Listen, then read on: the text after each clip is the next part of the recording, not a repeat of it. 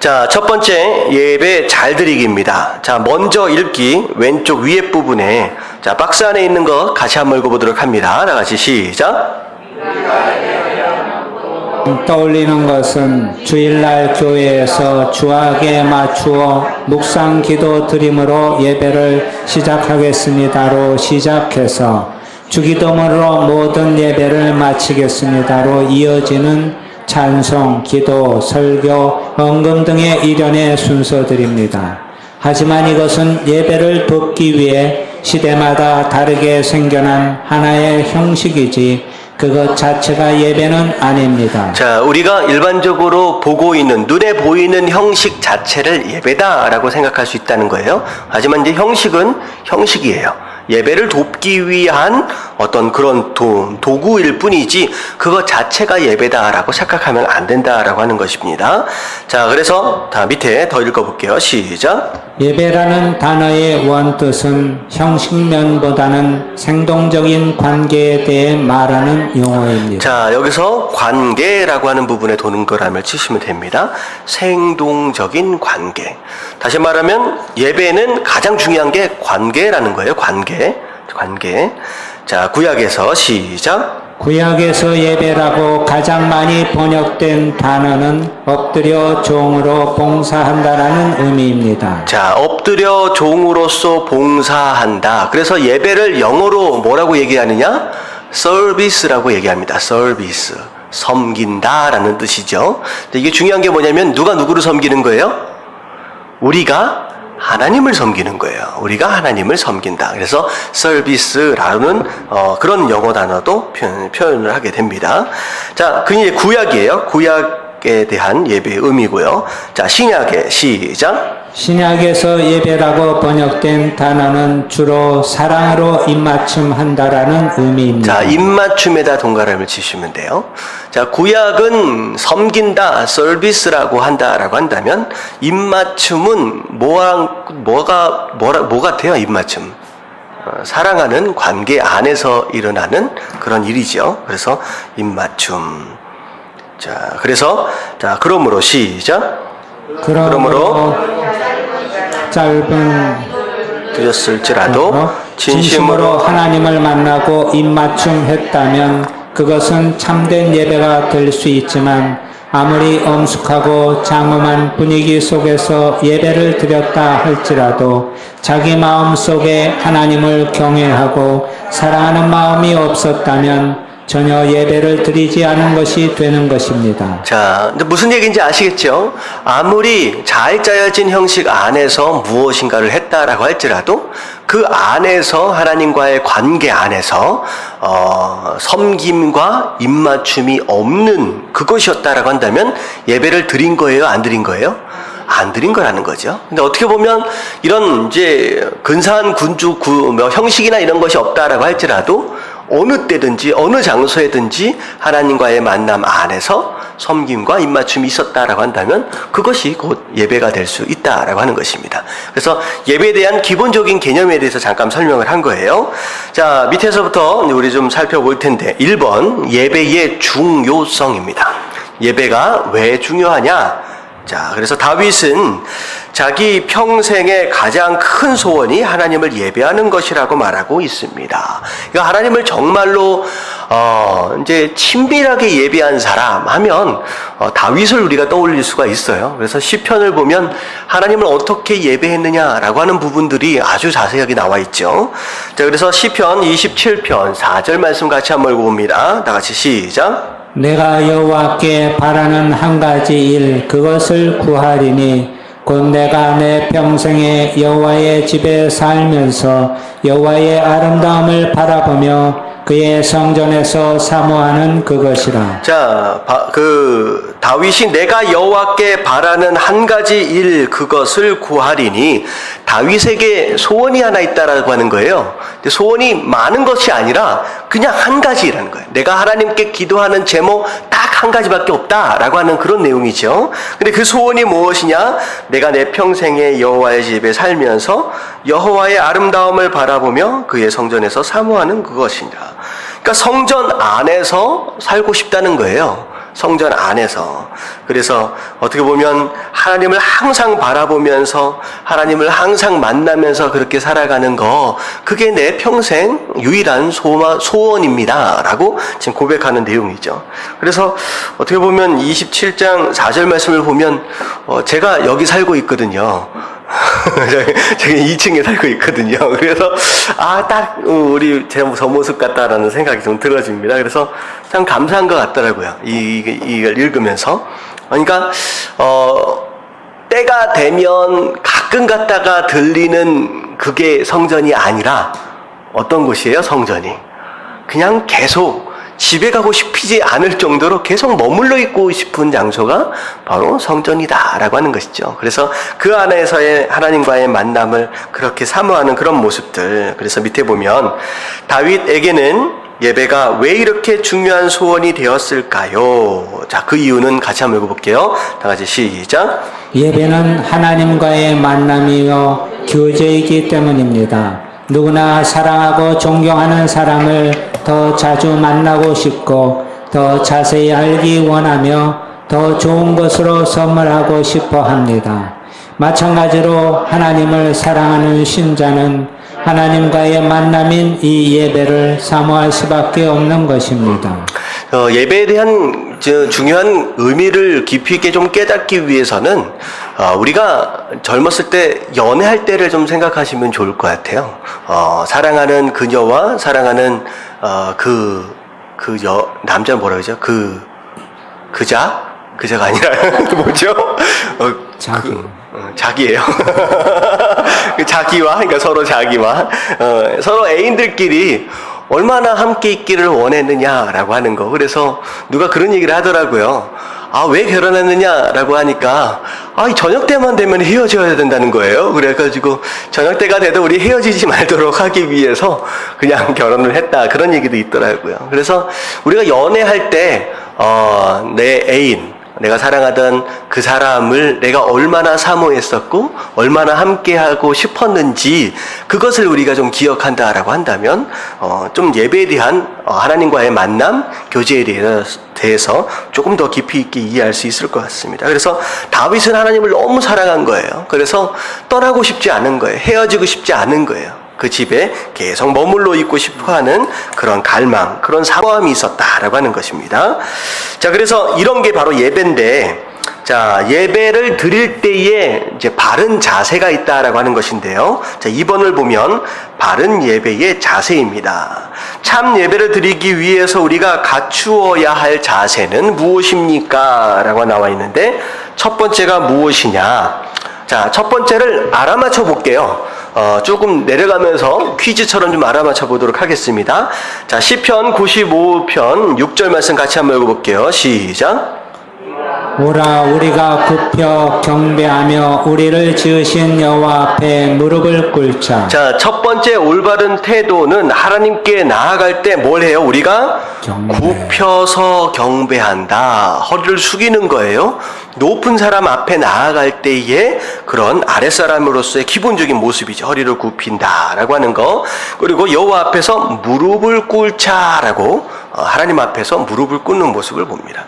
자, 이 무릎을 꿇는다라고 하는 것은 어떻게 보면 이제 항복한다라고 하는 그런 의미가 있어요. 항복한다, 그리고 순종한다라고 하는 그런 의미가 있습니다. 그래서 무릎을 꿇는다라고 하는 것은 일반적으로 전쟁을 해가지고 졌을 때 진 쪽에서 어떻게 해요? 이긴 자를 향하여서 무릎을 꿇게 되죠. 이제 항복합니다. 이제 모든 것들이 다 당신 것입니다라고 다 내어주는 어떤 그런 모습이 있습니다. 자, 그런 의미가 있죠. 자, 그리고 나서 베드로전서 1장 13절 같이 한번 읽어볼게요. 시작. 그러므로 너희 마음의 허리를 동이고 근신하여 예수 그리스도께서 나타나실 때에 너희에게 가져다 주실 은혜를 온전히 바랄지어다. 자, 내가 너희 마음의 허리를 동이고, 자, 허리를 동인다라고 하는 것은요, 자, 일반적으로 이스라엘 사람들이 입는 옷은요, 이렇게 이제 포대자루처럼 생겼어요. 위에서부터 아래로 늘어집니다. 그래서 이제 걸어다닐 때 출렁출렁거려요. 펄럭펄럭. 그래서 일을 할 때든지 아니면 높은 사람을 만날 때는요, 펄럭펄럭 하지 않도록 하기 위해서 허리띠 이렇게 졸라매죠. 이렇게 헐렁헐렁 거리지 않게.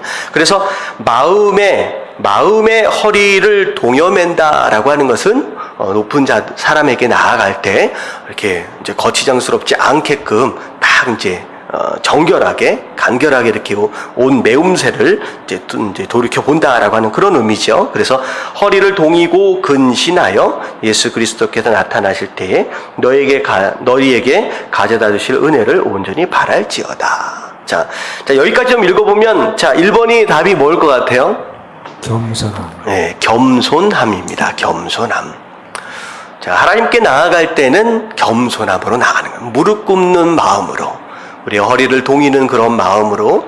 그래서 물론 우리가 이제 일터에 나갔다 돌아오고 이제 그렇게 이제 현대를 살고 있는 입장에서의 생활들이 있잖아요. 그래서 어쩔 수 없는 가운데서는 직장에 갔다 그대로 올 수도 있지만 예배 참여할 때의 온 매움새는 가능하면 간결하고 차분하고 어떻게 보면 내가 윗사람을 만나러 간다라고 했을 때의 그런 경건함과 그런 겸손한 모습으로 우리가 입는 것도 굉장히 중요한 것 같습니다. 그래서 예전에는 그런 분이 있어요. 이제 주일날 예배드리러 올 때 항상 옷을 이제 빨아놨다가 딱 주일날 입을 옷 해놓고 딱 걸어놨다가 아침에 그 옷을 딱 입고 오고 이제 그렇게 이제 예전에는 이제 우리 어르신들이 그렇게 신앙생활을 하셨거든요. 그래서 아무렇게나 그냥 뭐 그렇게 이제 슬리퍼 지직 끌고서 그렇게 오는 그런 모습들은 어떻게 보면 이런 것들을 좀 생각할 때 우리가 좀 주의해야 할 부분인 것 같습니다.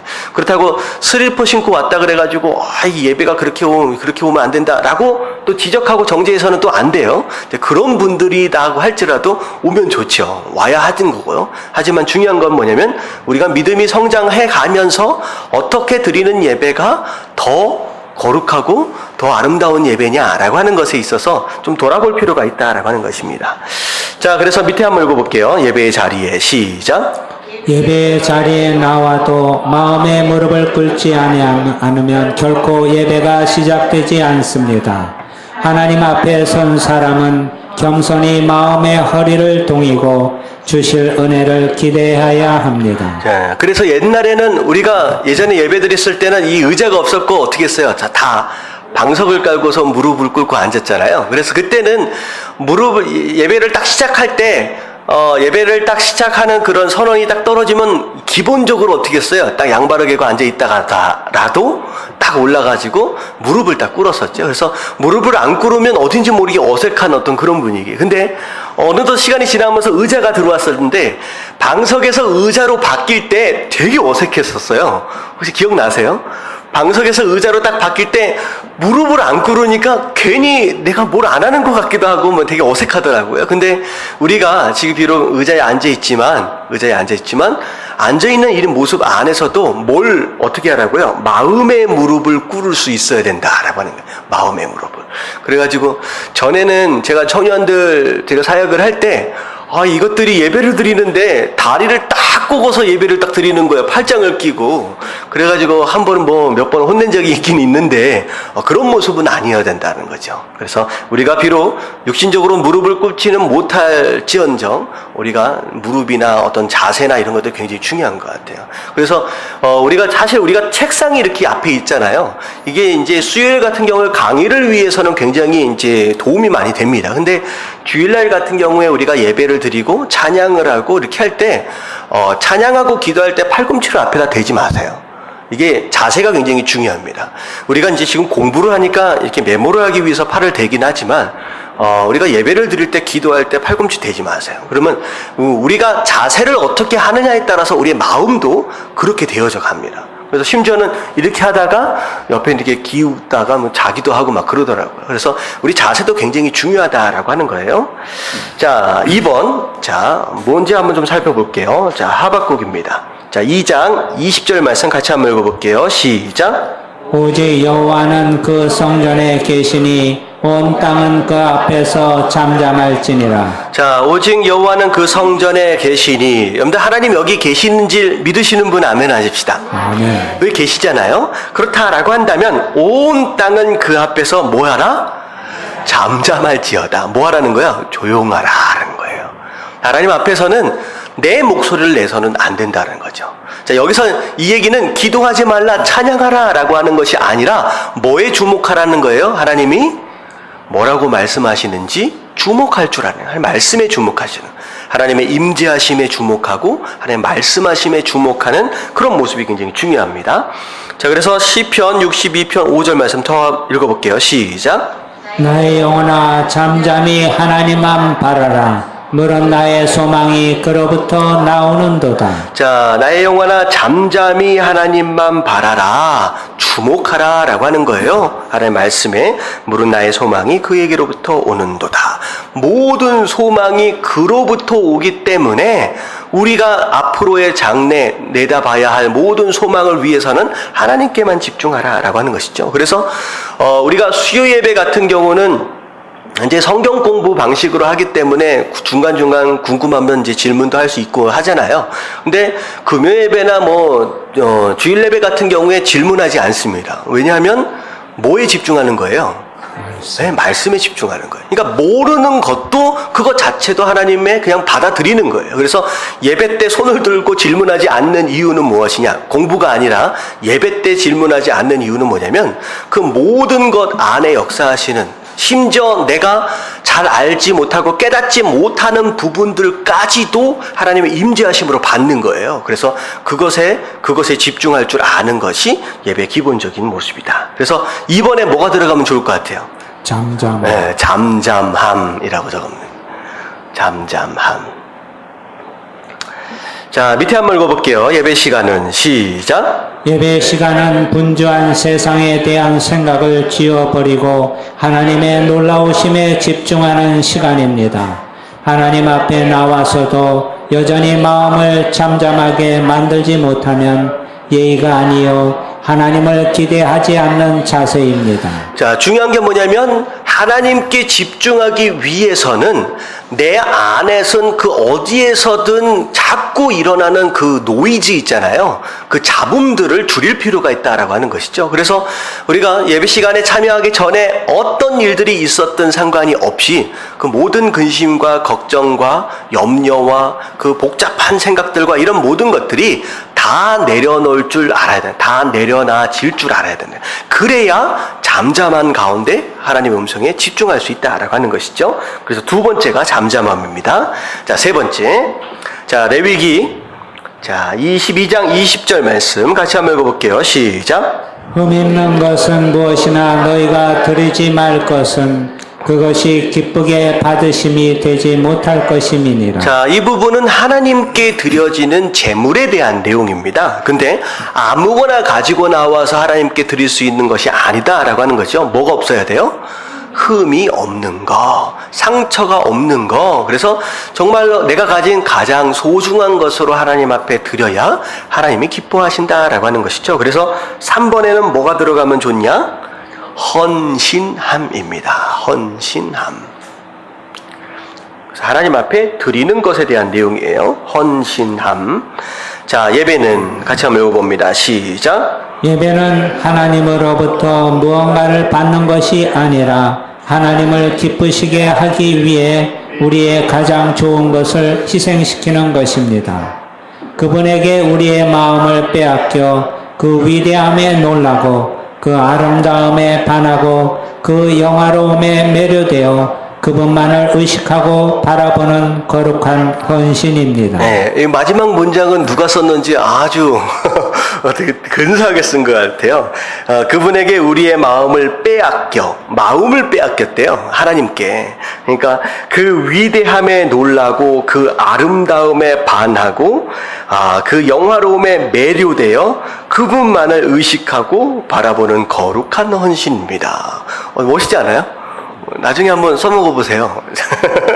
그래서 이게 이제 예배를 어떻게 보면 동사만 딱 뽑아서 보면 마음을 뺏기는 거래요. 예배라고 하는 것은 하나님께 내 마음을 뺏기는 거예요. 그리고 하나님으로 인하여 내가 놀라는 것이고, 하나님으로 인하여 내가 반하는 것이고, 하나님으로 인하여 내가 매료되어지는 거라는 거예요. 다시 말하면 예배의 순간이 얼마나 흥분되어지고 감격되어지고 막 역동적인 어떤 그런 모습들을 지금 설명하고 있는 거잖아요. 바로 이게 바로 거룩한 헌신이다라고 하는 거예요. 그래서 우리가 예배 때 우리가 드릴 수 있는 것이 무엇이냐라고 한다면 우리가 세 가지로 좀 생각해 볼 수가 있어요. 첫 번째는 시간이고, 두 번째는 건강이고, 세 번째는 우리의 재물입니다. 뭐 재물이야 우리가 하나님께 가지고 나오는 헌금이나 11조 이런 것들, 감사헌금이나 이런 것들로 생각할 수 있고요. 시간이라고 하는 것은 내가 여기에 참여하는 것으로 인하여 이 시간만큼은 누구에게 드려지는 거예요? 하나님께. 그러니까 내가 이 자리에 와 있는 이 순간만큼은 다른 곳에 쓰지 않는다라고 하는 것이죠. 그래서 사실 예전에 그런 얘기가 있었어요. 왜 그 주일날 하필이면 11시에 예배를 드릴까? 11시에 예배를. 그런데 이제 그 옛날에 한국이 이제 보통 이제 농촌 사회였잖아요. 근데 뭐 그것을 꼭 근거로 한 것이다라고 얘기할 수는 없지만 그런 얘기를 하시더라고요. 농촌 안에 농촌 생활을 할 때 가장 바쁜 시간이 언제냐 딱 하면 점심 먹기 바로 직전이래요. 그러니까 10시부터 12시까지 점심 먹기 바로 직전이 가장 할 일이 많고 가장 중요한 시간이라는 거예요. 그래서 아침에는 일하는 것을 준비하고, 그리고 본격적으로 일을 시작해서 한참 열이 딱 올랐을 때 날이 딱 뜨거워지기 바로 직전에 이때가 제일 바쁘대요. 그런데 예배 시간을 일부러 그때 정했다라고 하는 거예요. 왜냐하면 정말 하루의 삶 가운데 가장 어떤 시간이에요? 가장 바쁘고 가장 소중할 수 있는 이 시간을 누구에게 드리는 거다? 하나님께 드리다는 거예요. 이게 굉장히 중요한 겁니다. 그래서 시간을 드린다라고 하는 그런 개념, 이것 또한 헌신입니다. 그래서 이 헌신을 나중에 이렇게 전체적인 우리 인생에서 볼 때 우리 인생에서 가장 핫한 시간이 언제일 것 같아요? 가장 핫한 시간. 자, 0세부터 우리가 한 8, 90세를 산다라고 했을 때 우리 인생에서 가장 핫한 시간. 많은 사람들이 얘기를 하죠. 그래도 20대, 30대, 40대가 가장 핫한 시간이 아니겠느냐. 그 시간을 하나님께 드릴 수 있다라고 하는 것은 굉장히 중요한 것이다라고 얘기를 하잖아요. 근데 그것도 이제 맞는 얘기예요. 근데 자, 가장 핫한 시간은 언제냐? 인생 안에서의 가장 핫한 시간은 바로 지금이죠. 여러분들 지금보다 더 젊을 때가 있을까요? 없을까요? 없어요. 근데 누가 그런 얘기를 하더라고요. 지금보다 더 젊을 때는 없다. 지금이 어떻게 보면 내 인생 가운데 가장 젊을 때고 가장 원기왕성할 때다. 다시 말하면 지금을 하나님께 드리는 것이 가장 소중한 시간을 하나님께 드리는 것이다 라는 그런 얘기를 하시더라고요. 좀 이해가 가시죠? 그러니까 하나님께 시간을 드린다라고 하는 것도 굉장히 중요한 내용입니다. 그리고 시간을 드린다라고 하는 것은 젊었을 때 하나님 앞에 드린다라고 하는 것은 결국 뭐에 대한 내용이냐? 건강에 대한 내용이죠. 그래서 여러분들 몸 아프고 늙어서 힘 없어지면요, 예배도 힘들어집니다. 그리고 봉사도 힘들어지죠. 그러니까 내가 가장 원기왕성한 바로 지금 이 순간 하나님 앞에 드린다라고 하는 거 매우 중요한 내용이죠. 자, 그래서 밑에 한번 보면 하나님은 우리의 가장 귀한 헌신을 받으시기에 합당하신 분이십니다. 말라기 1장 8절 같이 한번 읽어볼게요. 시작. 만군의 여호와가 이르노라. 너희가 눈먼 희생제물을 바치는 것이 어찌 악하지 아니하며 저는 것 병든 것을 드리는 것이 어찌 악하지 아니하냐. 이제 그것을 너희 충독에게 드려보라. 그가 너를 기뻐하겠으며 너를 받아주겠느냐. 예, 말라기는 이제 어떻게 보면 이스라엘 백성들이 예배를 정말로 이상하게 드렸을 때예요. 눈 먼 거, 상처 입은 거, 다리 저는 거, 이런 것들을 제물이라고 가지고 나와서 하나님께 드렸거든요. 근데 하나님이 뭐라고 얘기하시냐? 그거 내가 기쁘다는 거예요? 기뻐하지 않는다는 거예요? 기뻐하지 않는다는 거예요. 자, 생각해봐라. 네 총도, 다시 말하면 네 상관에게라도 상관에게 그거 갖다 주겠느냐라고 하는 것이죠. 요즘에 추석이잖아요. 그래가지고 선물들을 많이 합니다. 과일 박스나 뭐 이런 것들을 해가지고 막 선물들이 오는데, 선물들은 일반적으로 누가 누구에게 하느냐, 아래 사람이 위에 사람한테 하는 경우가 좀 많잖아요. 그랬을 때 상관에게 할 때 눈 빠진 거, 다리 저는 거 이런 거 상관에게 주면 상관이 기뻐하겠느냐는 거죠. 차라리 안 주는 님만 못하다라고 하는 거죠. 근데 그때 당시에 많은 사람들이 그런 식으로 예배를 드렸습니다. 다시 말하면 내가 쓰기에는 안 좋고 버리기에는 아까운 그런 것들을 가지고 와가지고 하나님께 드리겠다라고 하는 거예요. 그래서 우리가 하나님께 드린다라고 했을 때 무엇을 드리냐라고 하는 거, 시간이나 건강이나 재물이나 이 모든 것들에 대하여 내가 쓰다가 남은 거, 그런 것들을 하나님께 드려서는 안 된다는 거예요. 그래서 하나님의 것은 어떻게 해야 된다? 처음부터 미리 구별해야 되는 거예요. 헌금도 11조도 하나님께 먼저 구별하는 것이고, 시간도 마찬가지예요. 내가 바쁘면 예배에 못 나와. 이 얘기는 뭐냐면 내가 지금 예배드리는 시간을 어떤 시간으로 쓰고 있었다는 거예요? 쓰다가 남은 시간으로 쓰고 있었다는 거예요. 내가 바빠서 예배를 못 나왔다라고 하는 개념 자체가, 그러니까 우리가 쉽게 표현할 수 있지만 자세히 들여다보면 지금까지 어쩌면 내가 하나님 앞에 남는 시간, 짜투리 시간을 드렸다라고 하는 그 내용밖에 안 되는 거거든요. 그래서 예배 시간을 구별한다라고 하는 이 개념 자체가 무엇이냐? 내가 남은 시간, 내가 쓰다가 남은 시간을 드리는 게 아니라 하나님의 것으로 내 시간을 미리 구별한다라고 하는 그 개념이 굉장히 중요한 것이죠. 그리고 저는 또 그렇게 생각을 해요. 아파서 안 나온다라고 하는 것도 별로 변명이 안 되는 것 같아요. 이것도 어떻게 해요? 내가 뭐하고 다 쓰다가 결국은 건강 다 잃어버렸더니만 하나님 앞에 쓸 건강이 있는 거예요, 없는 거예요? 없는 거예요. 무슨 개념에 대해서 좀 아시겠죠? 제가 이런 말씀을 좀 심각하게 드리는 이유는 이것을 가지고 뭐 죄책감을 가져라 그런 얘기가 아니라 개념을 설명을 드리는 거예요. 그래서 내가 아파서 안 나왔다라고 하는 것은 내가 내 몸을 마음대로 굴려 먹다가 내가 쓰고 싶은 대로 굴려 먹다가 아팠어. 결국은 뭐가 안 남은 거예요? 하나님 앞에 드릴 건강이 안 남은 거예요. 그래서 못 나온 거예요. 이것도 아니라는 거예요. 이것도 아니라는 거예요. 하나님께 그 건강마저도 구별해서 드릴 줄 알아야 된다라고 하는 거. 자, 깨달아지시길 주님의 이름으로 축원합니다. 자, 이런 말씀을 드릴 때 이게 내 말인데 막 하면서 상처받지 마시고 여러분 그렇게 생각해야 돼요. 내가 어떤 기준으로 세워가야 하느냐라고 하는 개념들을 말씀을 드리니까 여러분들이 적용할 수 있을 것만큼 적용해 가면서 성장하면 되는 줄로 믿습니다. 그리고 한참 듣는데 이 누구 집사 얘기구나 라고 손가락질하면 안 되는 거예요. 말씀을 누구에게 대입해야 돼요? 나에게 대입하는 거예요. 그래서 이런 말씀을 드리면 좀 시험 드는 사람이 있을까 봐서 좀 곤란해서 미리 말씀을 드립니다. 자, 그래서 예배는 뭐 하는 것이다? 헌신하는 것이다. 헌신하는 것이다. 자, 그래서 예배 자세, 첫 번째는 겸손, 두 번째는 잠잠함, 세 번째는 헌신입니다. 자, 우리가 지난번에 10주 동안 예배 세미나를 할 때 이미 다 다루었던, 자세하게 다루었던 내용들을 그냥 간단하게 정리한다고 생각하시면 돼요. 사실은 지난번에 우리가 했던 거 앞에 있는 부분이에요. 우리가 이제 거꾸로 돌아가서 지금 보고 있는 거예요. 자, 그렇다면 예배를 드리고 난 뒤에 어떤 결과가 나올 것이냐? 예배로 인하여 생겨나는 열매입니다. 자, 보면 좋은 만남은 사람을 뭐 시킵니다? 예, 간단하게 얘기하면 예배의 열매는 뭐다? 변화예요.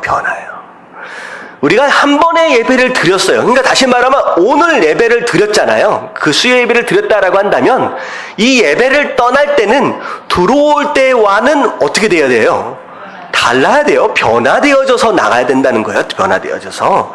자, 그러므로 예배를 통해 하나님을 만나고 하나님을 알게 된 참 예배자에게는 놀라운 변화가 일어나게 된다. 예배의 당연한 열매입니다. 자, 그래서 오늘 같은 경우에는 예배에 대해서 지금 배우고 있기 때문에 오늘 이후에 다음 예배에서부터는 우리의 뭐가 바뀌어야 돼요? 기본적으로 이 세 가지. 예배의 태도, 자세가 이제 바뀌어줘야 한다는 거죠. 조금씩이라도. 자, 그래서 베드로 후서 1장 3절 같이 한번 읽어볼게요. 시작. 그의 신기한 능력으로 생명과 근건에 속한 모든 것을 우리에게 주셨으니 이는 자기의 영광과 덕으로서 우리를 부르신 이를 알므로 말미암으리라. 자, 이게 문장이 되게 복잡한데요. 그의 신기한 능력으로, 하나님의 능력입니다. 생명과 경건에 속한 모든 것을 우리에게 주셨으니, 여기까지 끊어보세요. 여기까지 끊어보세요. 자, 하나님의 능력으로 인하여서 우리에게 뭘 주신 거예요? 생명과 경건에 속한 모든 것. 다시 말하면 하나님께서 주실 수 있는 하나님만의 것들을 우리에게 다 주셨다는 거예요. 생명은 구원과 영생을 의미하는 것이고, 경건은 간단히 얘기하면 성화를 의미합니다. 자, 생명은 우리가 죽었다가 살아나는 것을 의미하는 거예요. 영원히 죽었다가 살아나는 거예요. 우리가 구원받았다, 영생을 얻었다라고 하는 개념이에요.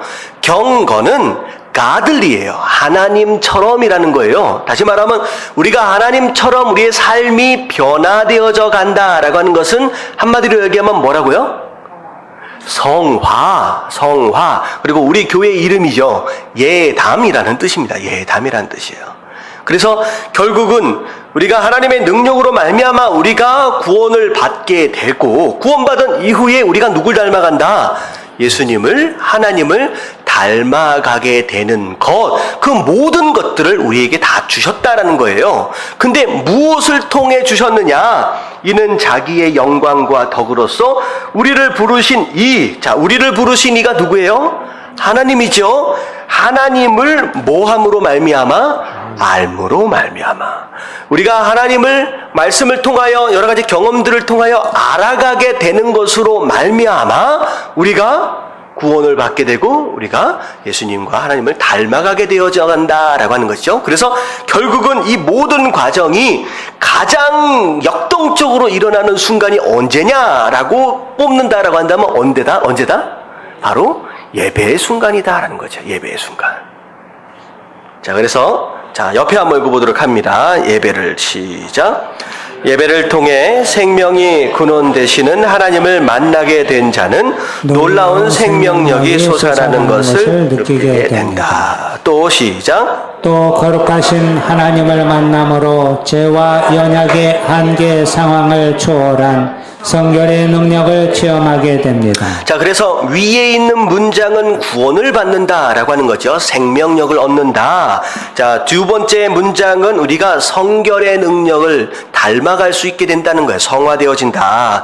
자, 그리고 그러나 다 같이 시작. 그러나 예배의 더 중요한 결과는 하나님의 위엄이 위에서 내려와 우리를 덮으심으로 그분을 더욱 경외하게 되고 더 깊은 겸손의 자리로 내려가는 체험입니다. 자, 어떻게 보면 이 예배 결과의 이 세 문장이 뭐에 대한 내용일 수 있냐면, 성막 안에서의 휘장과 뭐죠? 벽 이런 건?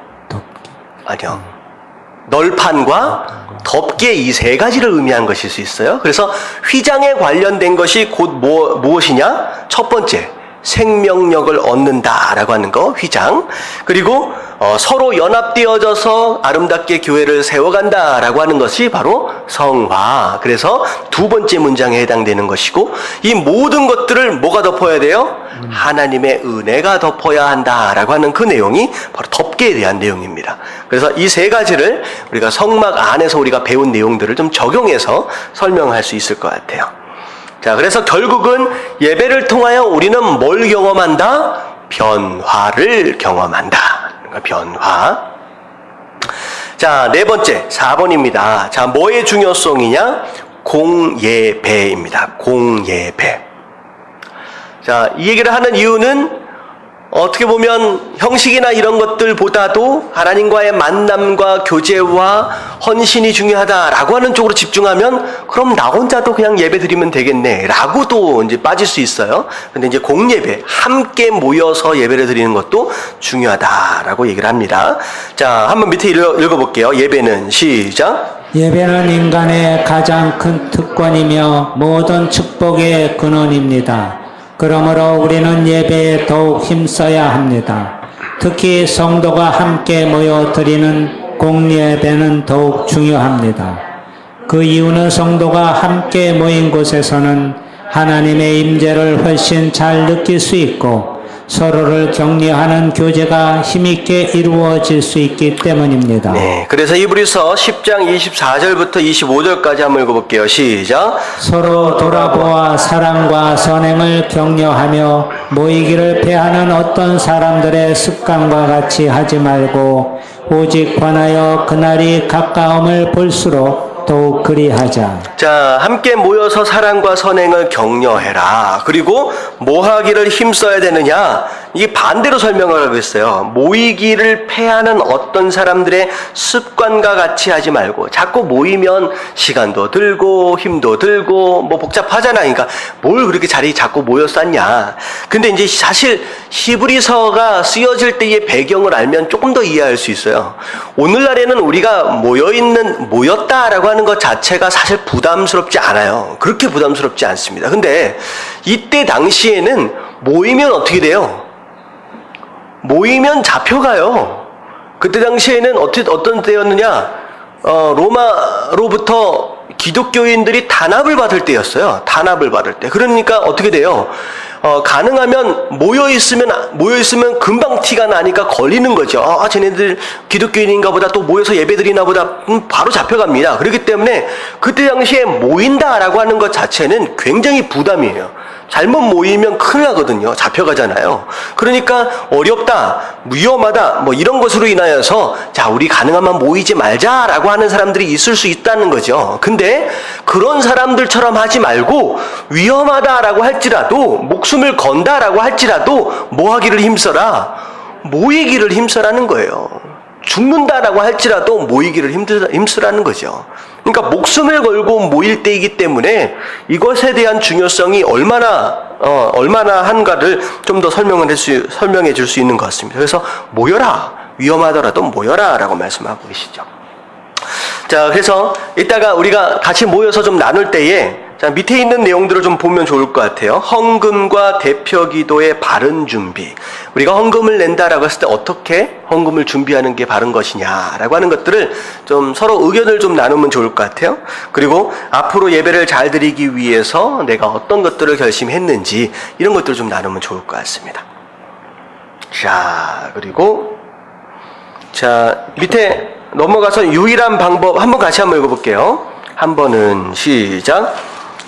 한 번은 성 크리소스톰이 자기 교구의 한 지역에서 어떤 농부를 선택해 교육한 다음 사제로 세웠다. 그것은 워낙 외지고 오랫동안 사제가 없어 여러 가지 어려움이 많은 곳이기 때문이다. 그러나 콘스탄티노플에 돌아온 그는 마음이 불안했다. 혹시 자격도 없는 농부를 사제 자리에 앉힌 게 성급하고 경솔한 행동이 아닐까 하는 생각에서였다. 그래서 그는 다시 그곳에 가 기둥 뒤에 숨어 이 농부 사제가 어떻게 예배를 인도하는지 살펴보았다.